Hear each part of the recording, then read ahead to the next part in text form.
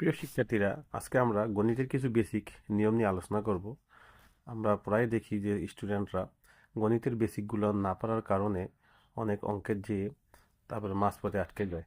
তো এখন দেখো, আমরা গণিতের বেসিক নিয়মের মধ্যে প্রথমে আমরা লসাগু দেখব। ঠিক আছে? লসাগু নিয়মটা তোমরা খেয়াল করবে। এখানে দেখো যে এই সমস্যার ভিতরে, এই অঙ্কটার ভিতরে দেখো, একটা আছে 1 আর একটা আছে 5/1, অর্থাৎ 1/5। তাহলে তুমি খেয়াল রাখবা, এই যে সংখ্যার একক, এটা হচ্ছে পূর্ণ সংখ্যা, আর এটা হচ্ছে ভগ্নাংশ সংখ্যা। অর্থাৎ পূর্ণ সংখ্যার সাথে আমাদের ভগ্নাংশ সংখ্যার যোগ করতে হবে। তো এই যোগগুলোর নিয়ম হচ্ছে, দেখো এখানে তুমি লসাগু লিখবে। লসাগু সবসময় খেয়াল রাখতে হবে, যদি একটা ভগ্নাংশ আর একটা পূর্ণ সংখ্যা থাকে, তাই পূর্ণ সংখ্যার নিচে যে হরটা থাকে, এই হরটা সবসময় কি হবে? লসাগু হবে। লসাগু তাহলে এখানে কি হলো? 5। এই যে 5। এখন যদি পূর্ণ সংখ্যা থাকে, তাহলে এটার সাথে এটা ডিরেক্ট গুণ করবে। যত পূর্ণ সংখ্যা থাকবো এখানে ডিরেক্ট গুণ হইবে, যে 5 একে 5। আর এখানে দেখো, এখানে যে ভগ্নাংশ আছে, এই ভগ্নাংশের যে হর আছে, এই হর দিয়ে তুমি এটাকে ভাগ করবে, লসাগুকে ভাগ করবে। তাহলে দেখো, তুমি যদি 5 দিয়ে 5 এর ভাগ করো, তাহলে 5 একে 5, রেজাল্ট কত আসলো?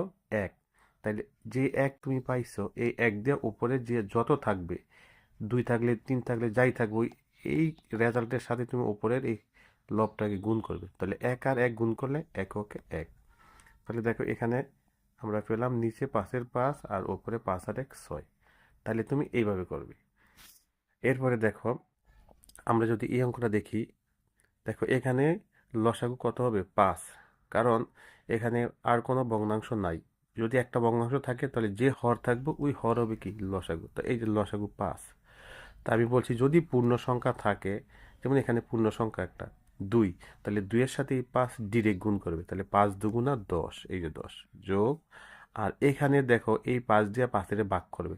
তো এভাবে তোমরা খেয়াল রাখবে, একই সংখ্যা দিয়ে যদি একই সংখ্যাটা ভাগ করে, তাহলে রেজাল্ট 1 আসবে, 1 আসবে। এই 1 আসবে।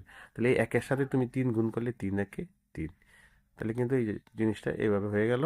তাহলে 13 আর নিচে 5-এর 5। এটা হচ্ছে আমাদের উত্তর। তাহলে আমরা আরো কিছু নিয়ম দেখব। দেখো, এখন আমরা এই লসাগুটা করব। এই লসাগুটার মধ্যে দেখো তুমি, আগে ছিল আমাদের একটা ভগ্নাংশ একটা পূর্ণ সংখ্যা, আর এখন দুইটা ভগ্নাংশ আর একটা পূর্ণ সংখ্যা। তো আমাদের প্রথম কাজ হচ্ছে, এখানে যে হর আছে, অর্থাৎ 4 এবং 8, এই দুইটা সংখ্যা তুমি লসাগু বের করবে। প্রথম কাজ হচ্ছে, যদি দুইটা ভগ্নাংশ থাকে, তো লসাগু তোমরা তো জানো সবাই, এখানে 2 দিয়ে যদি নেই, তাহলে 2 দুগুণা 4, 4 দুগুণা 8।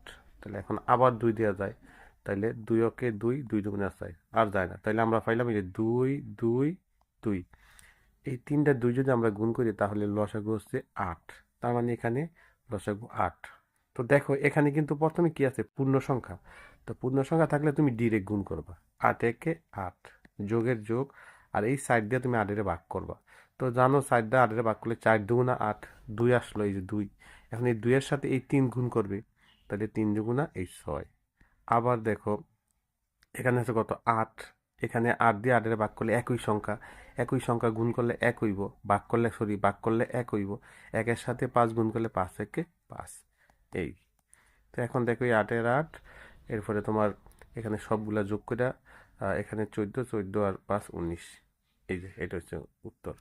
এরপরে দেখো, আরো আরো এরকমও থাকতে পারতো। তোমার মনে করো এখানে মাইনাস দেওয়া আছে, ঠিক আছে? এখানে মাইনাস দেওয়া আছে। তাহলে এটা কিভাবে করবে? দেখো, ওই একই সিস্টেমে লসাগু 8 লিখবে, এখানে ডিরেক্ট গুণ করবে। তাহলে 8 একে 8, মাইনাসের মাইনাস, এখানে 8 দা 4 দা 8 এর ভাগ করলে 2, 3 দুগুণা 6, প্লাস আবার 8 দা 8 এর ভাগ করলে 1, 5 একে 5। এখন দেখো, এখানে 8 এর 8, এখানে দেখো প্লাসের সংখ্যা আছে, মাইনাসের সংখ্যা আছে। তো প্লাসের আছে, এখানে 8 আছে, এখানে 5 আছে। তাহলে 8 5 কত হলো? 13। আর মাইনাসের হচ্ছে 6। তাহলে দেখো, এই 13 থেকে যদি 6 বাদ যায়, তাহলে থাকে হইল 7। তাহলে 8/7। তাহলে তাহলে এইভাবে তোমরা আর যতগুলো অঙ্ক আছে, তোমরা এই ভগ্নাংশ অঙ্ক এই নিয়মে করবে, তাইলে অঙ্কের মধ্যে আর কোনো সমস্যা হবে না। ঠিক আছে? এখন আমি তোমাদেরকে বীজগণিতের কিছু নিয়ম দেখাবো। লসাগু নিয়ম, এগুলো তোমরা একটু খেয়াল করো। যদি এরকম থাকে যে x+1/x, এখন যদি বলে এটাকে লসাগু করার জন্য, তাহলে কি হবে? দেখো, লসাগু করতে দিলে তাহলে আমি তোমাদের আগেই বলছি এখানে যে ভগ্নাংশ থাকবে ভগ্নাংশে যে হর থাকবে এই হরটা কি হবে লসাগু, তাহলে লসাগু হচ্ছে এক্স। আগে তোমার মনে আছে যে 1+1/5 যদি এরকম থাকতো তাহলে এখানে 5 হতো, তাহলে এখানে এক্স হবে। তো আগে যেমন আমরা এই যে 5-এর সাথে 1 ডিরেক্ট গুণ করছি তাহলে 5 এইভাবে, আর 5 এর ভাগ করলে 1 1 আর 1 দা 1 এর গুণ করলে 1 পাইতাম। তো এখন দেখো এই এক্স এর সাথে যদি আমি এক্স গুণ করি তাহলে এক্স স্কোয়ার প্লাসের প্লাস এক্স দা এক্স এর ভাগ করলে ফল হয় কত 1, 1 এর সাথে 1 গুণ করলে 1 কে 1। এই দেখো এটা হয়ে গেল। তাহলে সংখ্যা চেঞ্জ দিয়ে যদি আমাদের এক্স ওয়াই দিয়ে দেয় তাহলে এইভাবে হবে।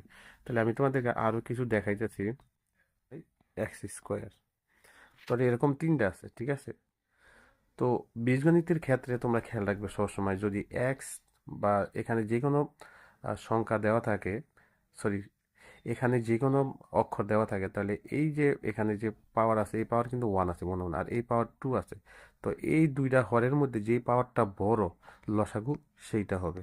যদি একের অধিক হর থাকে, যেমন আরো আরো যদি হর থাকতো, মনে করো যে 1/6, তখন কিন্তু তোমার এখানে লসাগু হইতো 1/6। এই নিচে যে হর আছে এই হরের সবচেয়ে বড় যে পাওয়ার আছে ওই পাওয়ারটা হইব তোমার লসাগু, ঠিক আছে।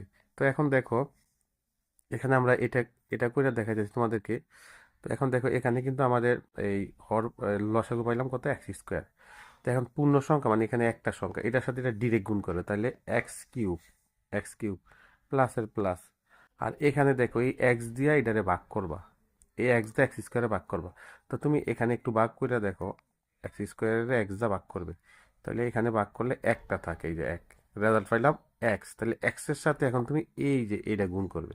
তো 1-এর সাথে যদি এক্স গুণ করো, এক্স এর সাথে তুমি যে কোনো সংখ্যা গুণ করো তাহলে ওই সংখ্যাটাই হবে, বা কোনো অক্ষর গুণ গুণ করলে ওই অক্ষরটাই হবে। তাহলে এক্স এক্স প্লাস এক্স² ভাগ করলে দেখো এই যে এক্স স্কোয়ার যদি আমি ভাগ করি কিছুই থাকে না, 1 থাকে। তাহলে এই 1-এর সাথে যদি আমি এই 1 গুণ করি তাহলে 1 তাহলে এই যে আমরা যে অংশটা পাইলাম এটা হচ্ছে বীজগাণিতিক রাশির লসাগু, ঠিক আছে। তো এখন আমরা আরো একটা দেখাই। দেখো এখন আমাদের বিশেষ করে ফাংশনের অঙ্কের ভিতরে আমরা এই ধরনের লসাগু দেখতে পাই। এখানে দেখো লসাগু কত হবে, দেখো এখানে কিন্তু তোমার আহ, এখানে আছে কয়টা পাওয়ার, দুইটা, আর এখানে আছে কয়টা, চারটা। তা আমি তোমাদের আগেই বলছি যেই পাওয়ার বড় থাকবে ওইটা হবে কি লসাগু। তাহলে লসাগু হচ্ছে x⁴। এখন এখানে পূর্ণ সংখ্যা আছে এটার সাথে এটা ডিরেক্ট গুণ হবে। তো 1-এর সাথে তুমি যাই গুণ করবে তাহলে ওইটাই হবে। তাহলে এখানে x⁴ ওকে x⁴ প্লাসের প্লাস। এখানে দেখো এখানে আছে কয়টা, দুইটা, আর এখানে আছে চারটা। তাহলে এই দুইটা দিয়ে যদি চারটা ভাগ করে তাহলে দুইটা হয়, মানে x²। তো x² সাথে 1 গুণ করলে x² প্লাস, আর এখানে x⁴ এখানে x⁴। তাহলে x⁴ এর ভাগ করলে 1 হয়, তো 1-এর সাথে 1 গুণ করলে 1 ওকে 1। এটা হচ্ছে এটা। তো আমি তোমাদেরকে আরেকটা দেখাচ্ছি। দেখো যদি এখানে এরকম থাকতো যে পাওয়ার, এই দেখো এখানে কিন্তু লসাগু কোনটা হবে বড়টা x⁴। তো 1-এর সাথে এটা ডিরেক্ট গুণ করলে x⁴। হ্যাঁ, এরপরে ধরো এই প্লাসের প্লাস। তো এখানে x² আছে, এই যে এখানে বিষয়টা বোঝো। এখানে অনেকে মনে করতে পারে যেখানে 6টা এখানে 2টা তাহলে 3টা থাকে, না এরকম না। এখানে 6টা আছে, তুমি যদি 2টা দিয়ে ভাগ করো তাহলে 4টা হয়। এখানে তুমি বিয়োগে এটারে বাদ দিবা, অর্থাৎ এই 6টা থেকে যদি 2টা থাকে তাহলে 4টা থাকে, 4টার সাথে 1 গুণ করলে তাহলে x⁴। আর একই সংখ্যা দেখো এই যে x⁴ তাহলে 1 ভাগ করলে 1, তো 1-এর সাথে 1 গুণ করলে 1। এটা হচ্ছে আমাদের রুল।